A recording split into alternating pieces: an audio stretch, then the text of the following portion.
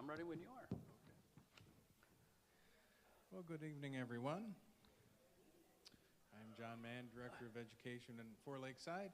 And for this evening, we're fortunate to have Arthur Pearson with us to wrap up the biggest week in birding.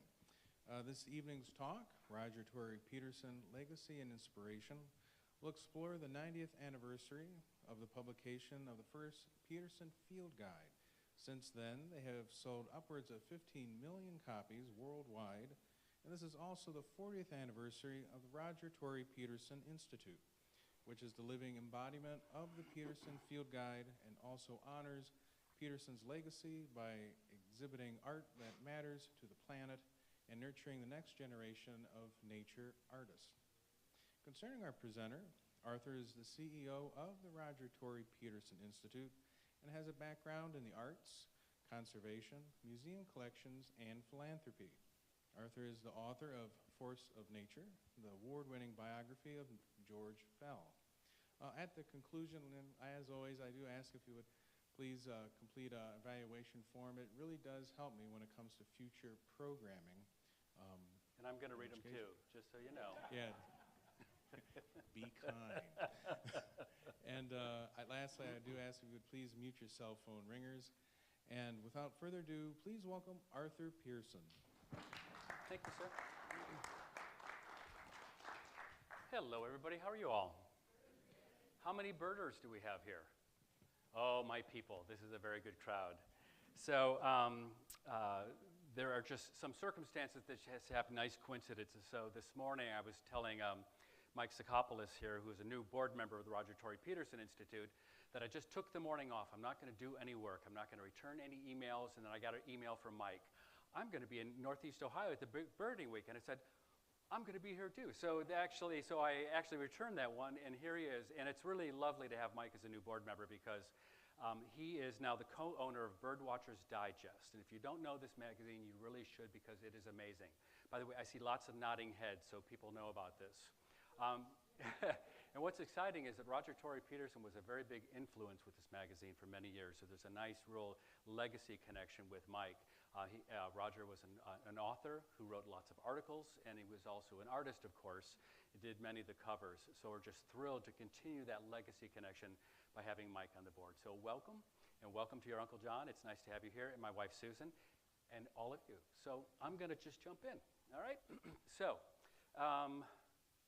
see if I can do this. Okay, so for those of you who may not know, the Roger Tory Peterson Institute is located in Jamestown, New York. And for those of you who don't, you're way ahead of me, okay? You're going to get to do the program now. So for the rest of you who didn't hear that, so Jamestown is actually located an hour and a half south of Buffalo and 45 minutes east of Erie, and it's about, what, sweetie, 3.5 hours for us to get to Jamestown. So that's just to geographically orient us to where we are.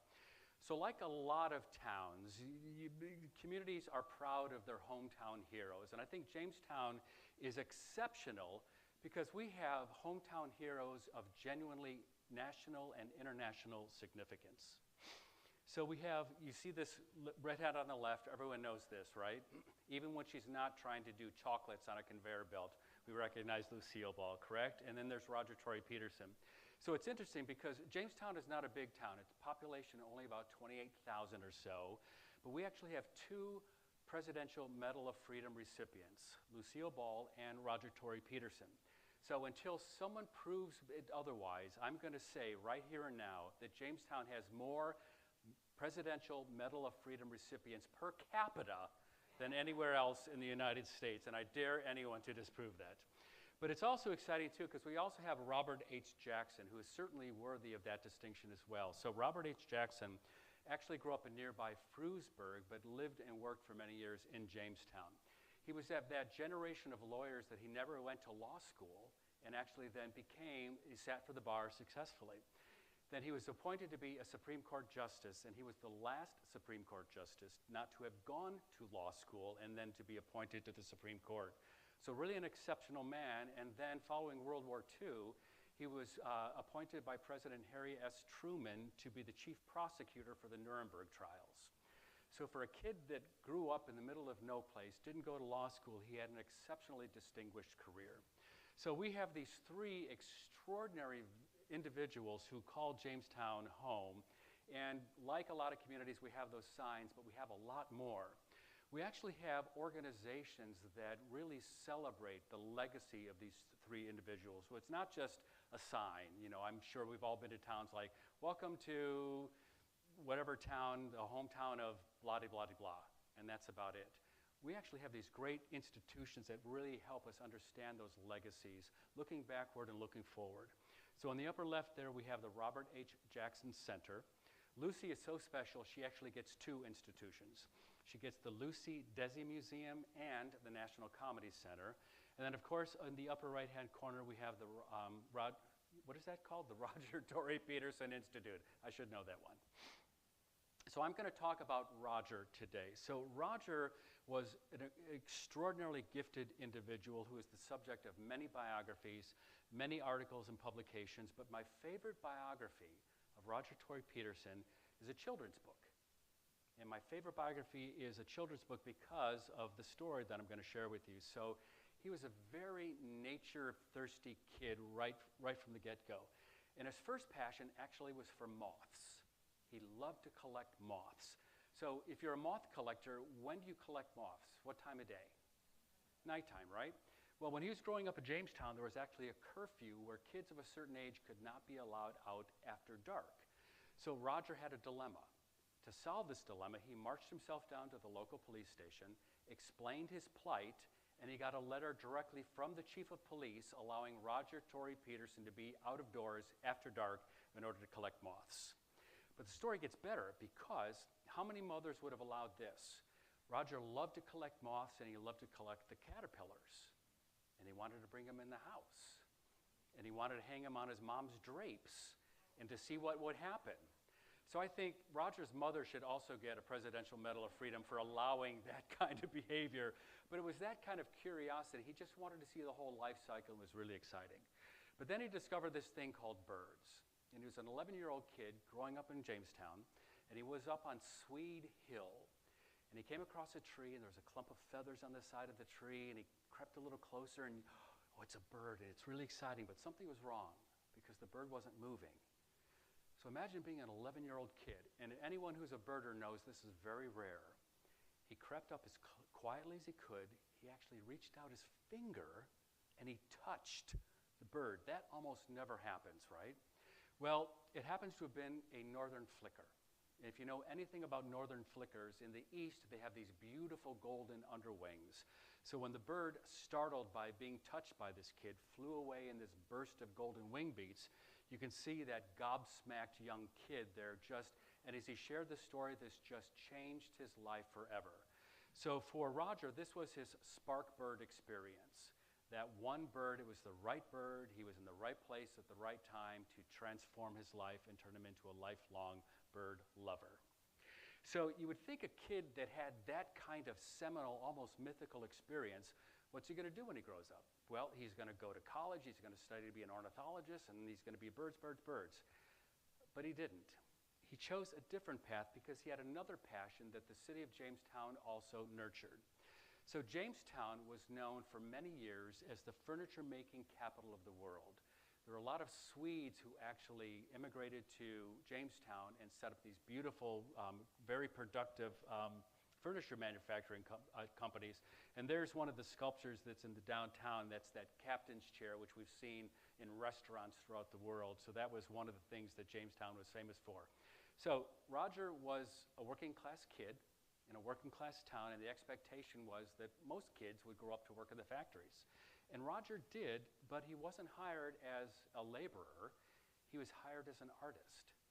He also had a great affinity and passion for art, and so much so that he was a teenager when he was hired by this company to do this kind of high-end artistry on the front of, these are Japanese black lacquered cabinetry. This is very expensive, very high-end, and this was Roger's job as a teenager. And he was so good at it that his supervisor said, hey kid, you've got talent. I think you could actually be a fine artist. And so again, this working class kid on the eve of the Great Depression saves his pennies and moves to New York City to study art for 5.5 years. So talk about a great, again, the parents in the room going, Mom, Dad, I'm going to be an artist. Oh, goodness, where do we go wrong, right? But for Roger, this was his passion. He wanted to pursue it. And so what do you think his subject was when he went to art school? Exactly right. So we just had this painting recently donated to us. It's undated, but we're pretty certain, and this was confirmed by Lee Peterson, who is Roger's youngest son and also serves on our board of directors. But one of the telltale things you see in the right-hand corner there, lower right-hand corner, Roger T. Peterson was how he was signing his name during school years. So that's why we're pretty certain that that's the period that it's from. So he studied at these two art academies, two of the finest art academies in New York City. Matter of fact, the Arts Student League is this year is celebrating its 150th anniversary, and they're going to be featuring in the book that's being published a chapter devoted to Roger Tory Peterson. So he loved to do birds, and he had great skill, and he wanted to be a fine artist.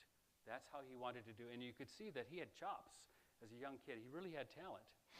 But also while he was in New York, he had access to the American Museum of Natural History, which has one of the largest collections of study skins. So I'd imagine many of the birders here know that study skins are bird specimens that are collected by ornithologists, and basically they take out everything that isn't feather, beak, feet, and that's about it.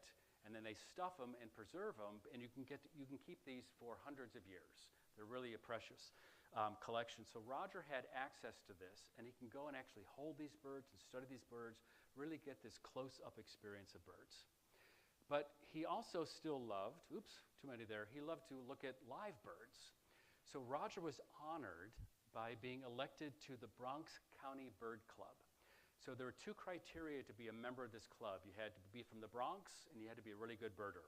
Well, Roger wasn't from the Bronx, but he was such a good birder that they allowed him in. Now, on the right, you see the names that were members of this club, and it's names that probably most of you would not know, and I don't even know all of them. But many of them went on to extraordinary careers in ornithology. So I kind of likened this. Imagine if Lou Gehrig, Babe Ruth, and Ty Cobb all played on the same Little League team. That's kind of what the Bronx Bird Club was. It was really folks who went on to be all-stars in ornithology. And then, of course, there was Roger Tory Peterson. But they all had a problem when it came to bird watching because it was hard to do because there wasn't a handy-dandy little guide to tell you what the birds were. So what most birders were using at the time was this textbook. And it was literally written 100 years before Roger Tory Peterson was born. It was big, it was heavy, it was leather-bound, it was mostly text, there was barely a sketch or a drawing in it. So you could read 12 paragraphs before you found out that a cardinal was red and had a crest. Not very helpful in the field. There was, at the time, though, one artist who helped give us beautiful renditions of birds. So I think probably everyone in here knows who this artist is, correct? John James Audubon. So this also was produced about 100 years before Roger. And there were beautiful renditions of these birds, but the problem was it wasn't very practical to take out in the field with you. So when all of these were compiled, all of Audubon's paintings were in 4 oversized volumes.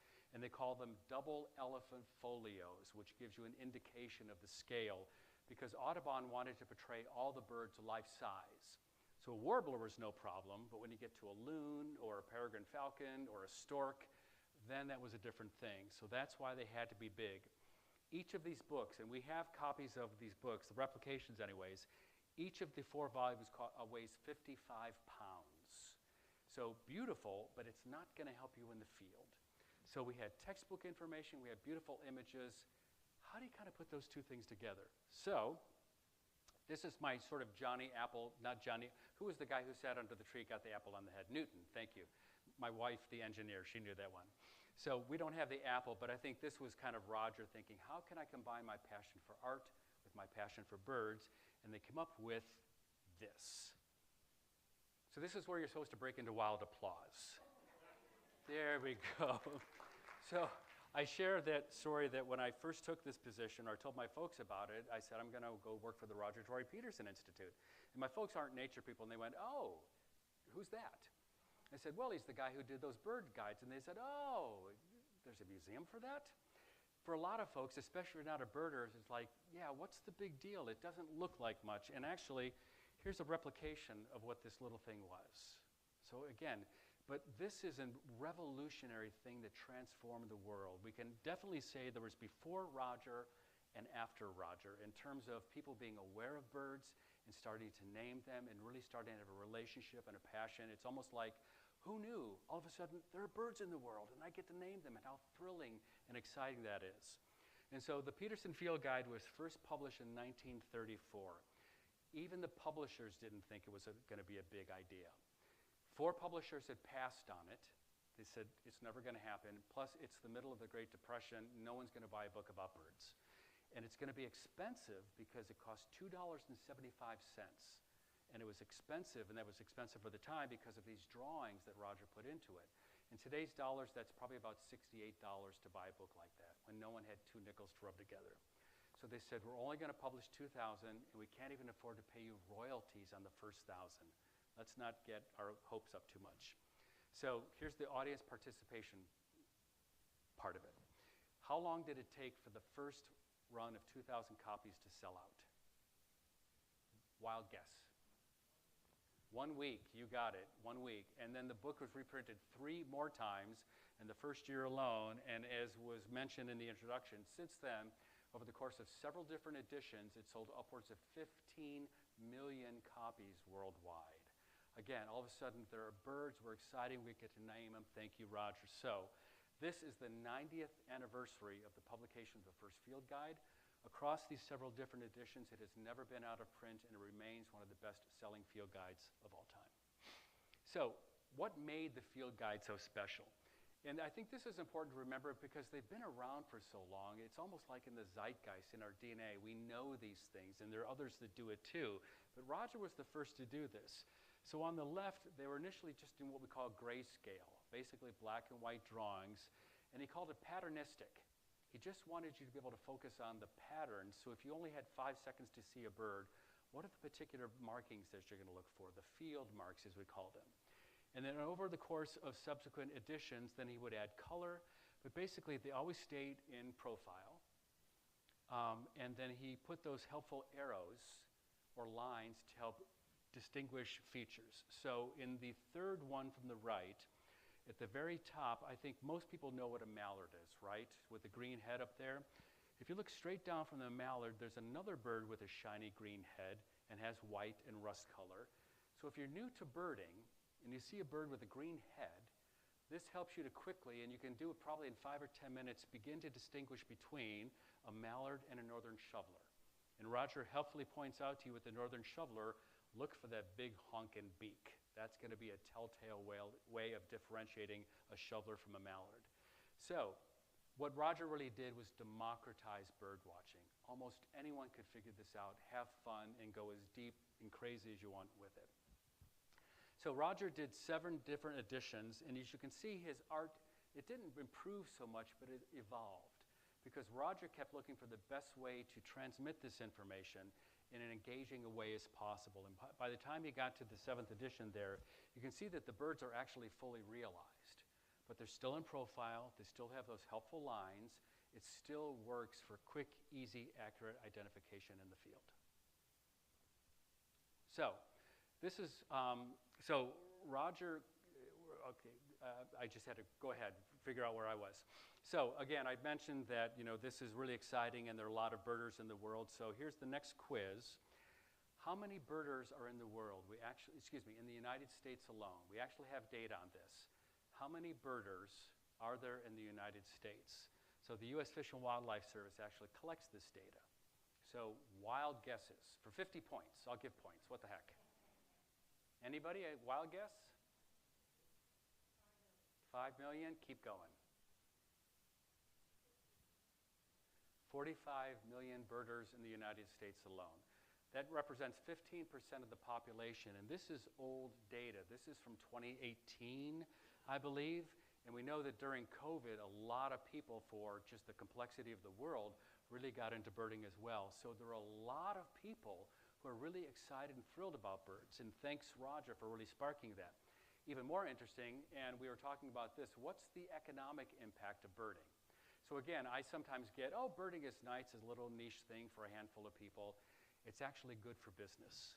So wild guess, how much does birding annually add to the American economy every year? Wild guess. $39 billion. Yeah. So this is with travel and equipment and all the things they like to do. So what do we have going on this week, these 10 days? The big birding week, right? We're talking it is growing and growing and growing, and this is people traveling, this is people buying equipment, this is people staying in restaurants, this is people going to hotels. It is really good for local economies too. So birding is one of those things that's just good for the soul, good for the economy, and sort of everything else in between. So Roger became world famous as the father of the modern field guide. He's the guy who first invented this, and since then other guides have come and gone. We now have the next generation. We have the Sibleys, we have the National Geographics, and they're all good and wonderful and complement each other. But Roger was not without his ego. So remember, he went to art school to be a fine artist, and this field guide thing was sort of a side hustle that turned into be a really big deal. But a lot of people would compliment him by saying, Roger, I love your field guides. Very nice illustrations. Not real art, but nice illustrations. He had just about enough of that, and he said, okay, I'll show you real art. So which one is John James Audubon, and which one is Roger Tory Peterson? Yeah, I know the name's written down there. So on the right is John James Audubon, and on the left you see Roger Tory Peterson. So Roger Tory Peterson had chops. And you can see that there's an actual homage that Peterson was intentional about. He called these paintings of his as Audubon-esque works. So you can see the pelican in the foreground very much mirrors the pose of the one in the other, in the Audubons. And then so too with the peregrine falcon. So which one's Roger and which one's Audubon? Audubon on the right, Roger on the left, correct. So again, we can see the parallel. We've got the one bird in the foreground looking in profile, the other one looking menacingly at you. And then the snowy owls, I think, is even more of an homage to, or at least inspired initially by Audubon. So I love Audubon's work and I love Peterson's work, and it's not a competition, but to my eye, the Audubon owls don't quite work. It's kind of like they left them in the microwave just a little bit too long. Something about the head got a little wacky on that one. So it's not a competition, but I'm going to go with Roger on this one. I think he did an extraordinary job depicting the snowy owls. And so Roger, again, was so world famous that to celebrate the 50th anniversary of the Peterson Field Guide, there was an exhibition at the Smithsonian Institution, which did a retrospective of his entire history, which was really extraordinary. So, at the Roger Tory Peterson Institute, we consider ourselves to be the living embodiment of the Peterson Field Guide. And what do we mean by that? So, we are celebrating our 40th anniversary this year, so it's nice that we have a parallel with the field guide itself. And this building itself is designed to attract people to come and visit. So this is designed by Robert A.M. Stern, and that's an architect's name you might know. He did the Bush Presidential Library and commissions all over the country. He's really an accomplished architect. And he built this, and there are three features, design features that are built into this building. The first one's a little tough to tell, but if you looked at a schematic of it, it's actually laid out like a Greek temple. So he brings that sort of sanctuary feel to this design. So when you walk into it, you understand, you sense, you feel that you're in something of a sacred space. The second influence is then he looked to the 19th century national park lodges.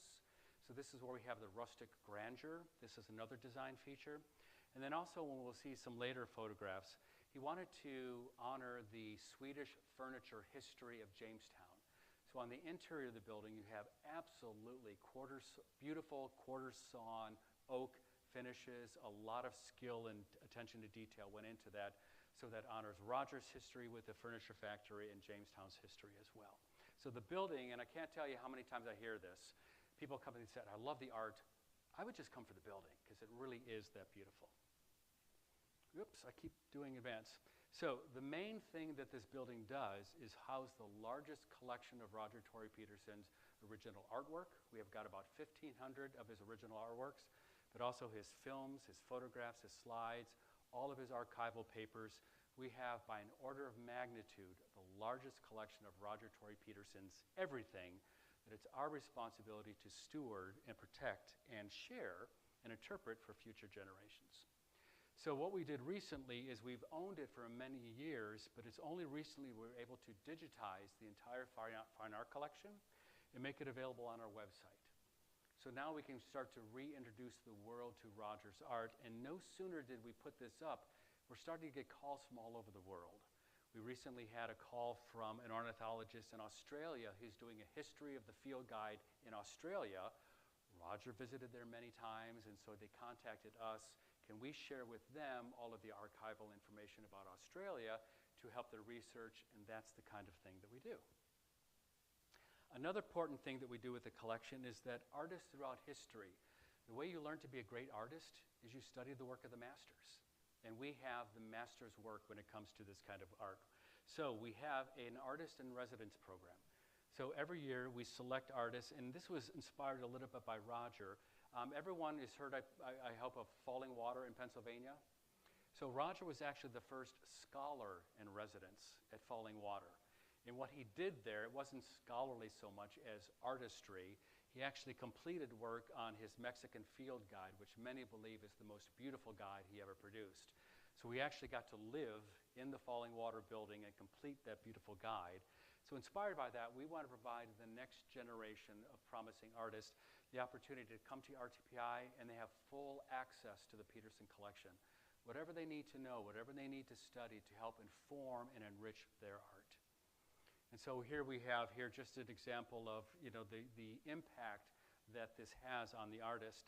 And then every artist who does an artist in residence at RTPI, we invite them back the next year for a single person or solo show to exhibit work that they created as a result of their residencies.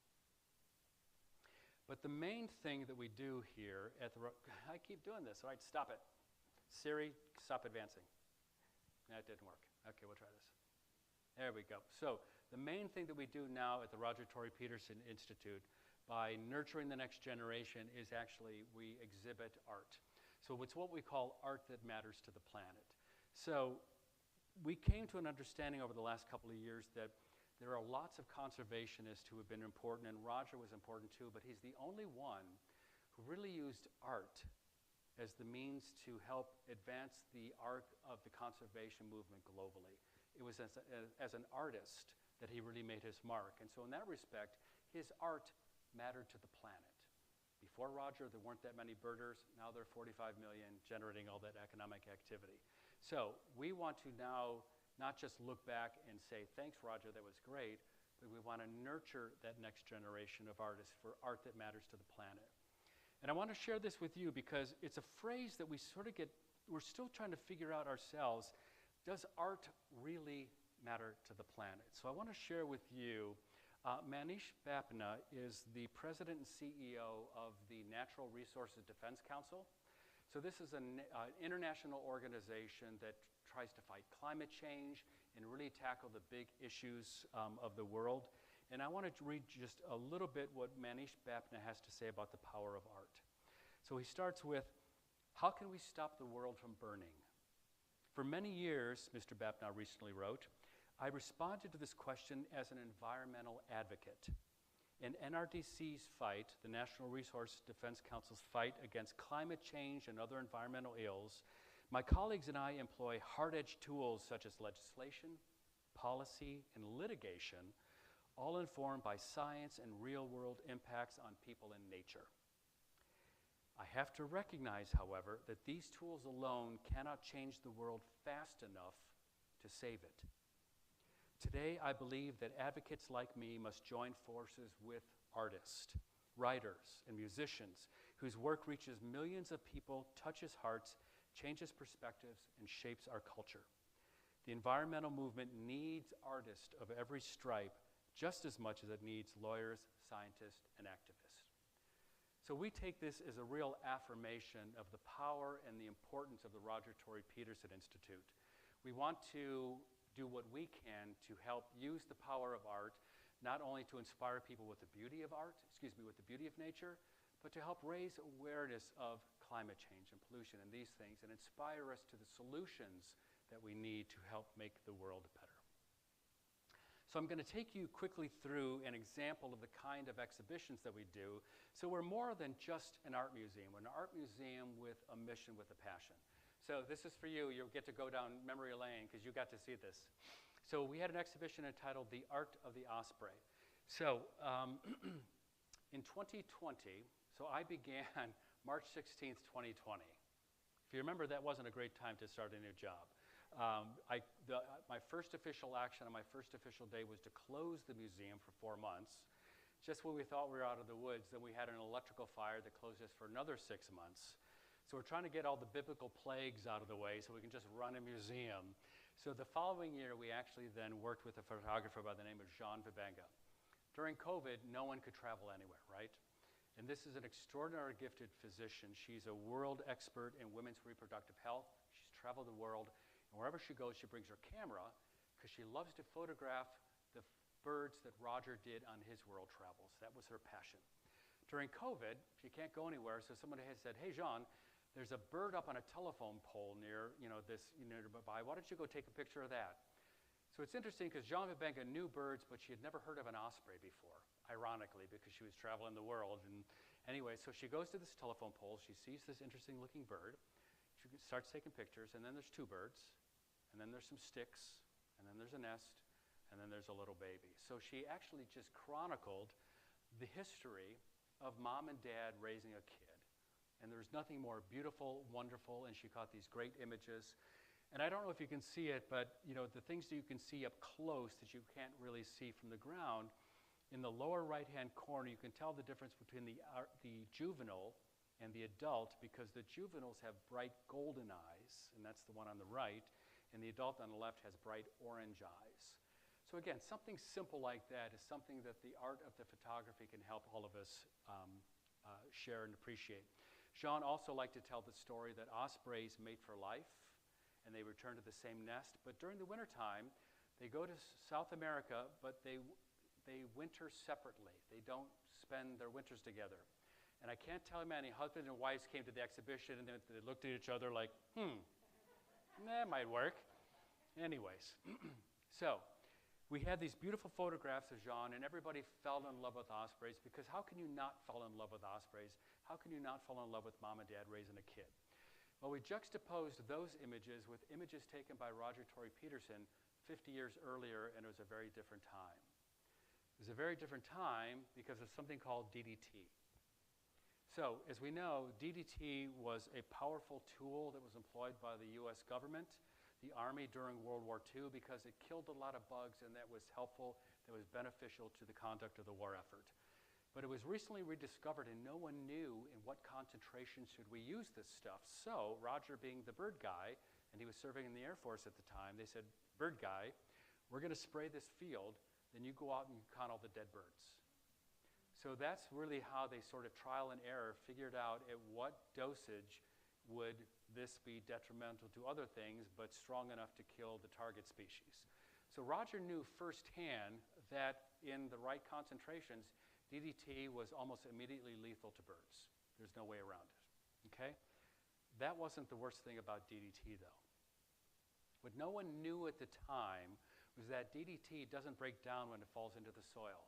So you spray it out into the air, it falls down into the soil, it works its way into the water, and then little things start to eat it. And then bigger things eat that, and bigger things eat that, and it moves up the food chain. And as it moves up the food chain, it's called bioaccumulation, which means it increases in intensity as you move up the food chain. So by the time you get to the osprey eating nothing but fish, it gets a high dose of DDT. Not enough to kill it, but it does do something very bad to it. Does anyone know what happens? The eggshells, right. It disrupts the reproductive system enough that the eggshells become very thin. And so mom does what mom does. She sits on the eggs, and what happens? Breaks them. So they were able to reproduce, they just couldn't have the eggs to fruition. So Roger had by this time moved to Connecticut, and he moved to a place where his backyard was a virtual osprey preserve. He loved ospreys, and he loved mapping them and tracking them, but this is what he noticed. These are the nest. These are the successful nest from 1938 to 1974, and this is a direct result, as he came to understand it, of DDT. So when he started saying, listen, folks, we got to do something about this, the world pretty much said, Roger, I hear it, it's really bad about the birds, but the fact is everyone loves DDT. It's really good. It's available in all these great products. We can spray it in pools to keep our kids safe. My favorite one is Walt Disney actually licensed their characters to a wallpaper company, and the wallpaper with Disney characters was impregnated with DDT to protect your kids while they slept. I mean, it was that ubiquitous, it was that popular, so it was never going to happen that we were going to get rid of DDT. But then Roger worked with the likes of Rachel Carson and many others to help us really understand, and this didn't happen overnight. This is taking years and years and years. So Rachel testified before Congress, Roger testified before Congress, many folks did. And we had this exhibit in our museum to kind of underscore the point of what does a silent spring really look like. So Roger had a collection of study skins of his own, about 1,400 birds. And we have those for interpretive purposes at the museum. So Roger was visiting a local Audubon society in Connecticut, and he said, hey, it was nice to be here. And remember, Roger was a rock star. When Roger came to your Audubon thing, people were really excited. So he said, it's nice to be here. I just heard the mockingbirds, the first ones of the spring. That's very exciting. Go out and look at them because they're going to be dead tomorrow. And everyone was like shocked, like what? And he said, well, your town just passed spraying with DDT at this concentration, and that's going to wipe them out. So what they did is after the spraying, they went around and counted 339 dead birds. And if you know anything about birds, that was probably just the tip of the iceberg, because when birds are not feeling well, they go to hide. So there were probably a lot more that actually died. So what we did is we took 339 birds out of Roger's collection and displayed them in one of our rooms just to give a sense of this is what Silent Spring looks like. So that's the kind of story that we're trying to tell, to kind of give a visceral sense of the impact of these kinds of things. But as a result of all the advocacy efforts, this happened. Anyone recognize this guy? Yeah. So in the museum when we had this, we had people going along and they get to this picture and they go, wait, what's he doing here? Well, actually, it's Richard Nixon that signed into law the banning of DDT in the United States. So it's thanks to him and his administration. Also under the Nixon administration, we established the Endangered Species Act, the Environmental Protection Agency, and a number of critically important other laws and policies and agencies to help that remain sort of the bulwark of protecting the environment today. So once DDT was banned in 1972, what do you think happened to the population of ospreys? They started rising again. So they're still on the rise in Jamestown, New York. So what we wanted to do is sort of help do what we could and to take our work outside of the museum and into the community. So we did a small fundraising campaign to erect additional nesting platforms for ospreys. And Roger was among the first to do this in Connecticut when they were really at their nadir. So they put up these nesting platforms and they called this their osprey garden, which I thought was a lovely way of thinking about it. So that's what we did in Jamestown. We just wanted to expand the osprey garden by having these additional platforms. So the other exhibitions that we do, and we're just nearing the end of the presentation here, but just to give you a little bit more sense. So the signature annual exhibition that we do every year now is entitled Art That Matters to the Planet, returning to that theme. So artists today see the world as passionately as Roger did in his day. They see the beauty of it, they also see the challenges, and they want to awaken all of us and inspire all of us to take better care of the world. So every year we invite artists from all over the country, in this instance all over the world, to help raise awareness of the illegal pet trade, of climate change, of plastics and pollution. So this is what we now do every year, and last year we had some particular fun with this. Oop, keep doing this. So every year we use as a theme for Art That Matters to the Planet. There are now 65 titles in the Peterson Field Guide series. So it's not always birds. For this particular exhibition, it was about trees. So it was inspired by the Peterson Guide for Trees, but it was also inspired by, there's a growing body of research which is helping us to understand that trees in a forest or an urban canopy are not standalone things. They're actually intimately connected to each other through their underground roots, and it's through those roots that they actually communicate with each other. They talk to each other. They actually help nurture and support each other. So the artists in this exhibition celebrated that, but also what a perfect metaphor that is for the human community in the myriad ways that we are intimately tied with one another. And we raised, again, a little bit of money for that exhibition in order to plant a tree in front of Roger's boyhood house, and then also just recently rededicate the sign in front of that house so folks who are visiting Jamestown can know that this is the place that Roger was born and raised. This year's Art That Matters to the Planet is about fresh water. So we're going to be exploring this, and again, artists are going to help us understand how art and artists actually help things to be better from an ecological perspective. So this is all of the art exhibitions that we're doing this year. So you can really see it's a rich wealth of artistry that we're bringing to Jamestown, and these are some of the best artists from all over the world. And we're especially excited this year. So if you didn't see Amy Tan a couple days ago, she was the keynote speaker for the Big Birding Week. She's actually going to be in Jamestown. So RTPI is the only museum anywhere to be exhibiting Amy Tan's original journals and sketches that form the basis for her new book, The Backyard Bird Chronicles. So we're going to be hosting that exhibition, and then Amy's going to be there for a Zoom program in June about nature journaling, and then she's going to be there in person in August to take us on a personal tour through her exhibition. So in addition to the exhibitions, RTPI is just a community gathering space. And that's important. It's a beautiful space, it's a sacred space, it's a nature preserve filled with great art. And so we do everything we can to open up our arms to our community and to invite others from other regions to come and explore. And because we are in birding territory here, come on, we're almost there. Yes, so RTPI is also a gateway for birding throughout the entire region. And we're still in the process of building this out. But if you want to come to Western New York to bird, there's a lot of great birding. There's a wealth of birding. So just go to our website and you can click on all the different groups that we have here to figure out, in addition to RTPI, where are the best birding opportunities in Western New York.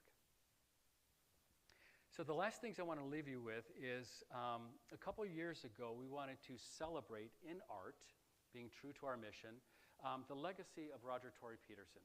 So we commissioned a young artist, and we put out a call for artists from Western New York because we wanted to kind of have that historic tie that Roger was from Western New York. We wanted artists from Western New York to tell us the story of Roger. So we had a young woman who grew up visiting RTPI as a kid, and then went on to major in art, and she was awarded this commission. So what we have here left to right is on the left, you can see what looks like a broken bird cage. So for her, that represents how we used to deal with nature. And we have to acknowledge, and it's not a big thing to do, but we always weren't really good about treating nature well. And what you see there in that broken cage are a lot of birds that are now officially extinct. And you can see they got the little tags there, and on those tags are the dates that they were declared extinct. So Roger considered himself the bridge between the shotgun and the binoculars. So on the left, when we used to kill things, and matter of fact, John James Audubon himself, how do you think he got to be a really good painter? What did he use for models? He went out and shot the birds. He considered it a bad day if he didn't shoot at least 200 birds. That was all that was available. He didn't have binoculars, he didn't have a camera. It was the way it had to be back then, but Roger wanted to evolve because now we don't have to shoot him to appreciate him. So here's Roger as a young boy. He's on the bridge of the binoculars with camera and binoculars in hand. And then you can see that big golden bird that really accentuates the fact that his spark bird was that golden flicker, that northern flicker. And then off to the right, you've got Roger then starting to draft out the field guide. In the background, we've got a map of the world because he's a world traveler and a world ambassador for nature. So we think this is a pretty good encapsulation of Roger's legacy. But the best part about this room is immediately to the right, we have an entire wall that is a dry erase wall. And the exciting thing about it, and this is one of the best things I love about RTPI, whether you're this kind of kid or you kinds of kids, come visit RTPI, hike up reserve, find a bird, find a flower, find a tree, whatever it is, and then you get to come in and draw it on the walls of our museum. And that's your own Roger experience. We want to provide that spark experience for everyone who walks through our museum doors. So, that's the Roger Tory Peterson Institute.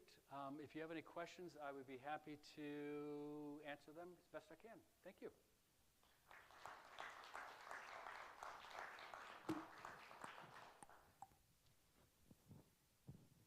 Yes, ma'am.